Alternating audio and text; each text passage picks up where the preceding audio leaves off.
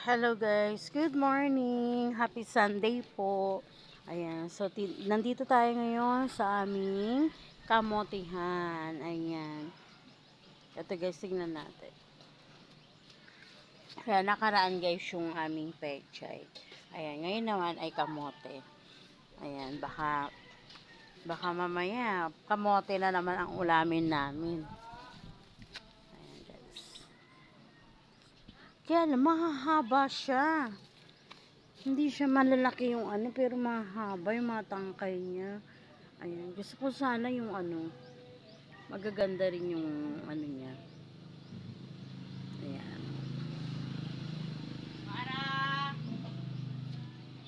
Ayan, ito yung aming garden. Ayan, ang nandito naman guys, may konting talong. Ayan, medyo matanda na. Tapos ito naman. Tapos may mga sili rin kami guys. Ayan.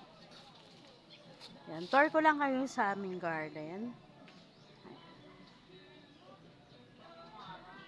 Ayan, yung aming mga sili.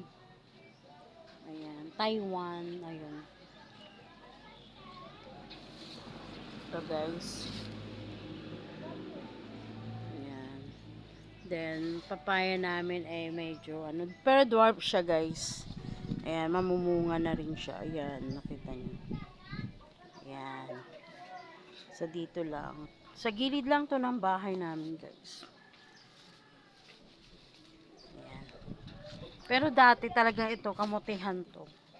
Lagyan namin ng kamote, madaming kamote. Yun yung napagbibentahan ko noon guys. Pero ngayon hindi na. Pang kain-kain na lang.